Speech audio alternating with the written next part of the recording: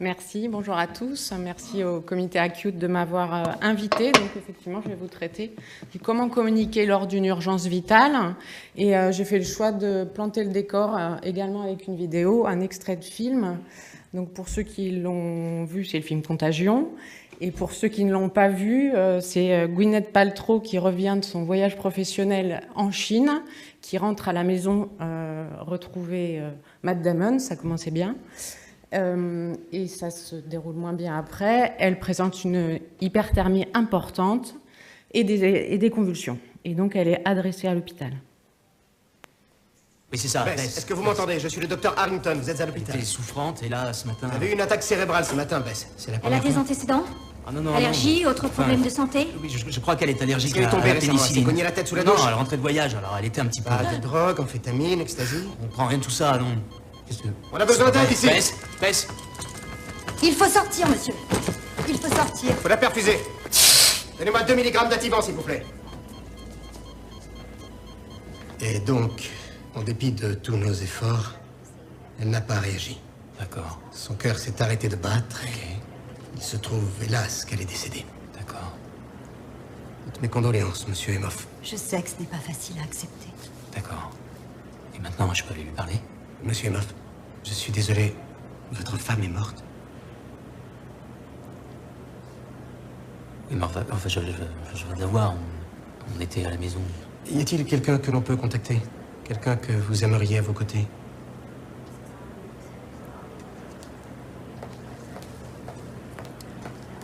Enfin, hier, on a dîné, mangé une pizza, elle a seulement parlé du décalage horaire.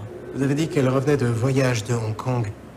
Selon les derniers bulletins, les seules choses qu'il y a là-bas, c'est le H1N1 et la rougeole. Ici, ce n'est ni l'un ni l'autre. Alors quoi? C'est quoi? Et il arrive qu'on n'en sache rien. Pour la même maladie, il y en a qui s'en sortent et il y en a d'autres qui meurent. Alors nous allons devoir avertir le médecin légiste. Et il pourrait requérir une autopsie, ou si vous aimez mieux, on peut en demander une, mais je suis sûr que ça ne vous en apprendra pas plus. A priori, je dirais que c'était soit une méningite, soit une encéphalite, ou... Avec l'encéphalite, on est souvent dans le flou. Si c'était en été, j'évoquerais peut-être une piqûre d'insecte, genre virus du Nil. L'herpès peut aussi provoquer une encéphalite. Elle n'avait pas d'herpès. Enfin, qu'est-ce que vous voulez dire? bon, Qu'est-ce qui lui est arrivé? Bon sang, qu'est-ce qui s'est passé? Attendez, écoutez, monsieur Emoff, les services d'aide psychologique dans ce genre de deuil sont d'une très grande efficacité. D'accord? Pour atteindre une forme d'acceptation. Croyez bien que je suis désolé.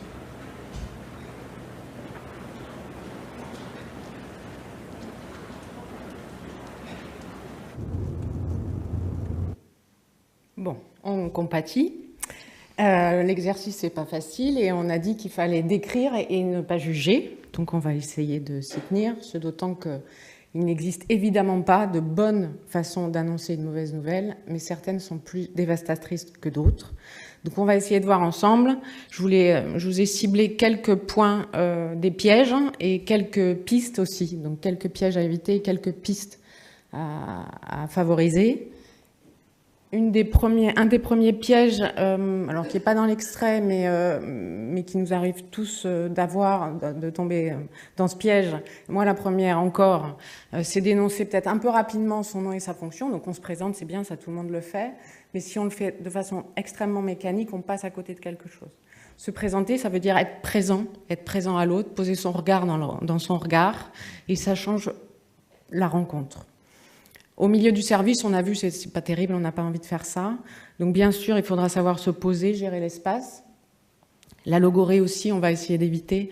De temps en temps, on assiste à un cours d'anatomie ou un cours de physiologie. Il faut éviter. Donc l'idée, c'est d'avoir des phrases courtes, un peu comme dans la communication en équipe. Le plus courte possible, accepter les silences, un ton adapté, un rythme lent sans être traînant et une voix fluctuante. Il ne s'agit pas d'avoir un plan déterminé. Alors, bien sûr, on a quelques infos à faire passer, mais en fait, on doit se laisser porter, on va le voir, et il faut qu'on colle à la temporalité de la personne en face de nous.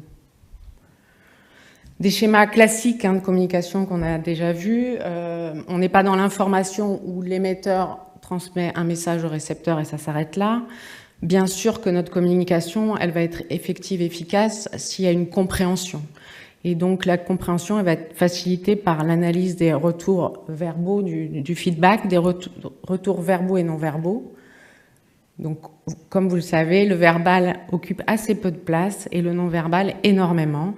Et ce qui compte, c'est la congruence entre les deux. C'est-à-dire que si vous êtes assis en disant « je vous écoute » et que vous vous levez subrepticement pour quitter la pièce, la personne va comprendre que vous n'écoutez pas.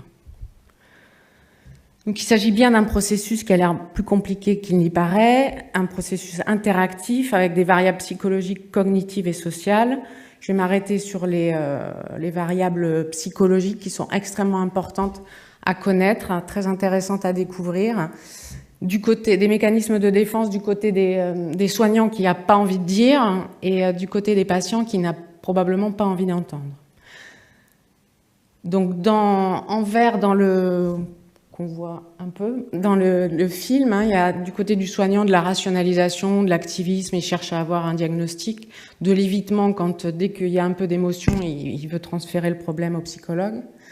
Du côté des patients, du côté de Matt Damon, du déni, la dénégation, l'isolation, en fait, il n'est pas dans l'affect, il n'est pas peiné, je dirais, entre guillemets, il le manifeste autrement. Rationalisation aussi, parce qu'il ne comprend pas, et elle était bien il y a 2 heures. Et puis la projection agressive, ça parle d'elle-même. Donc ce sont des mécanismes inconscients, adaptatifs, pour pas s'écrouler. Ils sont protecteurs et il faut surtout les respecter. Il ne s'agit pas de dire « Monsieur, vous êtes dans le déni ». Je ne vous parlerai pas de Spike. C'est une méthode en 6 points qui est enseignée dans les centres de simulation et c'est très bien, mais ça a été mis au point par Robert Buchman, qui est cancérologue. Donc c'est vraiment une démarche qui est adaptée au temps long, à la médecine. Et donc j'ai fait le choix d'adapter à notre métier de l'urgence. Donc ça commence évidemment par la même chose, une évaluation. Qu'est-ce que la personne en face de vous sait pour que je colle au mieux, que je m'adapte au mieux. Tout ça dans une frise, je dirais, chronologique, avant, maintenant et ce qui va se passer après, pour repositionner la personne dans l'instant. Selon la gravité de la nouvelle, ça peut provoquer un véritable effroi, ce que les psychologues appellent une effraction psychique. Il y aura un avant et après cette annonce. Et en fait, tout du long, votre première information et tout ce que vous avez à dire, il va falloir être en constante évaluation de l'état émotionnel par ces retours verbaux et non verbaux, pour savoir si votre entretien va être plus ou moins lisse, entre guillemets, continu, ou s'il va falloir à chaque fois s'adapter. Comment on évalue? Alors, avec beaucoup de silence, on apprend à se taire quand on se forme à l'entretien, on se tait beaucoup, on reformule, on répète. Si la personne vous dit « mais je ne comprends pas, c'est extrêmement brutal », oui, c'est brutal. Bon, c'est des choses qui sont peut-être pas si instinctives, qu'on croit, qui appartiennent aux psychologues. Et en fait, on se familiarise très très vite à ça. On accuse réception des émotions. Et donc, on a affaire à deux situations en cours de route, ou dès le départ, malheureusement. Soit vous arrivez à poursuivre parce qu'on est face à un stress adapté, soit vous allez devoir vous arrêter plusieurs fois, ou définitivement anticiper la fin de l'entretien si le stress est dépassé. L'exemple type et le plus aigu du stress dépassé, c'est la sidération. Et à la fin, c'est important dans tous les cas, même si vous ne savez pas si ça sera entendu, mais en tout cas, il faut bien résumer, avoir un plan d'action, on en est là, on va faire ça, et surtout, on se revoit. Alors, on ne vous abandonne pas, il y aura une suite à cet entretien dans une demi-heure, 1 heure, etc. Communiquer, ça fait longtemps qu'on me le répète, c'est une urgence. Quand les familles arrivent et qu'on les place dans un endroit adéquat, les minutes sont des heures. Donc, il ne s'agit pas, comme je l'ai eu entendu, de dire « je les verrai après le scanner ». Ça prend le temps que ça prend et c'est beaucoup trop long. Donc, même si vous n'êtes pas disponible, il s'agit de former un collaborateur éventuellement à aller dire « le médecin s'occupe de votre proche, il sait que vous êtes là et il viendra vous voir dès qu'il peut ». Et là, ça fait retomber autant que possible un peu la pression, sinon les gens montent en pression et c'est là qu'ils vous sautent dessus. Et ils ont bien raison. Quand vous les voyez. C'est important et utile de les voir à plusieurs, avec une infirmière, un interne, s'entendre sur ce qui va être dit, ou en tout cas ce qu'on va chercher à dire, Qui prend la parole, le leader étant évidemment là le médecin souvent, cadrer l'improvisation. Encore une fois, on sait les 2-3 infos à faire passer, on ne sait pas forcément comment on va les faire passer. Et le briefing me paraît, alors je ne vais pas vous mentir, hein, je ne le fais pas dans 100% des cas, mais alors la situation où il est indispensable, c'est quand vous allez avec un chirurgien. Savoir si, enfin je ne vais pas vous convaincre manifestement.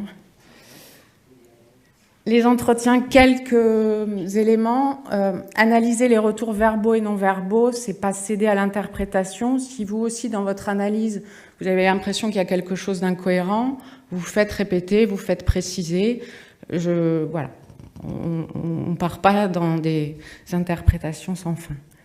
La famille, l'entourage, c'est une identité, une histoire, une culture, un système. C'est des choses qu'il faut respecter. On ne changera pas le mode de fonctionnement de certaines familles, donc on doit faire avec. J'insiste sur le fait que ce qui est dit n'est pas forcément ce qui est entendu, eu égard à ces fameux mécanismes de défense. Il ne s'agit pas de faire le procès ni du patient, enfin ni de la personne en face et dire « mais bon sang, il n'a rien compris au précédent », si vous êtes au deuxième entretien. Au précédent entretien, il n'a rien compris, ni mon collègue s'y est pris comme un manche. C'est pas du tout ça. D'ailleurs, on ne veut pas savoir forcément ce qui s'est passé. On fait page blanche et on redemande avec cette évaluation qu'est-ce qu'on vous a dit, parce que qu'est-ce qu'on vous a compris, ça pourrait sous-entendre qu'ils ne sont pas capables de comprendre, mais en tout cas, qu'est-ce qu'on vous a dit la dernière fois, et voilà, on repart à zéro. Il y a possibilité de mettre un terme à l'entretien si ça tourne en rond. On a tous le fameux mais ça allait bien tout à l'heure, ou mais ça va aller docteur, alors que vous avez dit des horreurs, mais ça va aller docteur une fois, 2 fois. Il faut s'arrêter là. Vous pouvez user du non-verbal et dire écoutez, j'espère, ou bref, mais en tout cas, pas redire 10 fois la même chose. Si ça passe pas, c'est que ça passe pas. Pas d'acharnement dans l'information. Alors ça, c'est pas forcément lors du premier entretien, mais on voit beaucoup dans certaines équipes, dès lors que la personne en face, il peut y avoir de l'ambivalence, hein, l'espoir de guérir, et tout en ayant conscience du risque de mort. Donc, dans cette ambivalence, quand on voit les personnes avec un sourire, de temps en temps, il y a quelqu'un qui repasse et qui dit non, il sourit, il n'a rien compris. Donc, je vais lui redire qu'il y a un risque de mort. Je vais lui redire 1 fois, je vais lui redire 2 fois, et tout le monde passe et tout le monde redit. Faut éviter ça. Il y a des risques de deuil anticipé et de renforcer les mécanismes de défense. Donc ce sont bien, encore une fois, des mécanismes à respecter. Une diapo sur la colère à laquelle on peut avoir malgré tout affaire. Pourquoi la colère? Encore une fois, c'est quelque chose qui protège, qui donne le sentiment de maîtrise et qui permet d'évacuer une certaine angoisse. Donc à nous de répondre en reconnaissant, en accusant réception de cette émotion. Bien sûr, pas d'escalade. Savoir mettre un stop si ça va trop loin, hein, quand s'il y a des objets qui cassent, etc. Là, on est en droit de dire ça va pas être possible. Et puis on peut même arriver à un stade ultime, comme m'avait conseillé un psychiatre. Si jamais vous ressentez la peur, comme ça peut arriver, vous pouvez le dire. Excusez-moi, mais là j'en suis à avoir peur de votre réaction. Et il paraît que ça marche. J'ai jamais eu à l'utiliser, mais il paraît que ça marche très bien. Le décès, bon, on a eu l'illustration, c'est quelque chose de potentiellement stressant. Vérifier l'identité, il y a eu des couacs. Le lieu choisi, on a vu ce qu'il ne fallait pas faire. Le non-verbal peut être utile. La chronologie, là, il ne va pas falloir se perdre non plus dans des explications et dans une temporalité trop longue. Il y a une dizaine d'années de ça, j'ai mis trop de temps, manifestement, pour la personne. Puisqu'elle m'a quasiment sauté au cou en me disant mais si je le disais pas, elle allait jamais me le dire. Donc on voit bien que probablement que mon non-verbal devait parler aussi, donc j'étais dans cet embarras-là, et donc pas tergiverser et dire le mot mort, évidemment, dans ce contexte d'urgence, de mort inattendue, il faut dire le mot mort. Même le mot décès n'est pas perçu par tout le monde, pas entendu.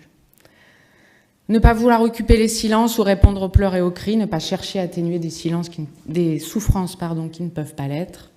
Il y a un débat sur le fait de dire ou de ne pas dire « je suis désolée ». Je pense que quand ça sort tout seul, ça sort et puis c'est tout. Certains y verraient le fait de s'excuser de quelque chose. Bon, je ne suis pas convaincue. Donc écoutez toujours. Pas énormément de bibliographie, deux grosses études intéressantes. La bonne communication, à mon sens, c'est beaucoup de sincérité et de transparence. Et quoi de plus transparent que de proposer aux familles de rester pendant les réanimations d'arrêt cardio-respiratoire. C'est une étude qui a 10 ans, multicentrique, une quinzaine de SMUR, une douzaine de SMUR. Et donc on voit que pour les familles qui ont accepté, je vous ai mis que les familles présentes, 80% avaient accepté dans le groupe interventionnel. Et donc dans les familles qui sont restées, moins de syndrome de stress post-traumatique et moins de syndrome anxio-dépressif. Donc ça marche. Et une deuxième étude multicentrique, alors on s'éloigne un peu de l'urgence, et un peu beaucoup, c'est sur les livrets de fin de vie qui étaient distribués en multicentrique, c'est l'Autrette qui avait fait ça.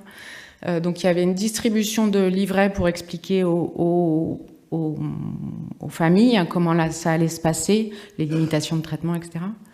Et en plus de cette distribution de livrets, il y avait une formation à l'entretien.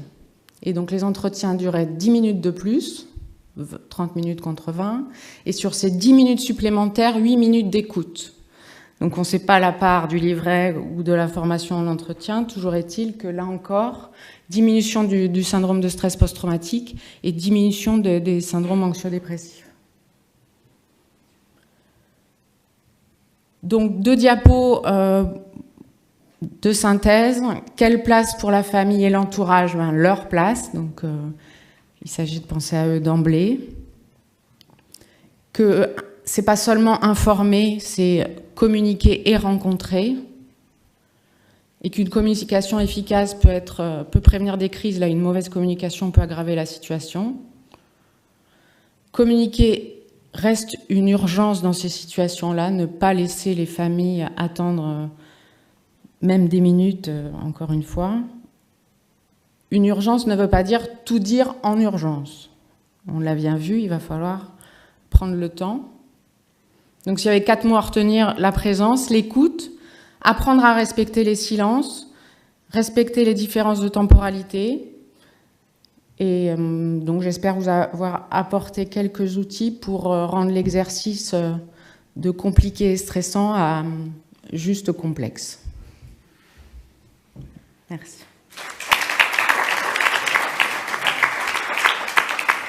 Ah oui, des petits ouvrages. Il y a un parti pris quand même. Donc j'ai eu la chance de coordonner ce livre avec Fabrice Michel et Florence Plantet.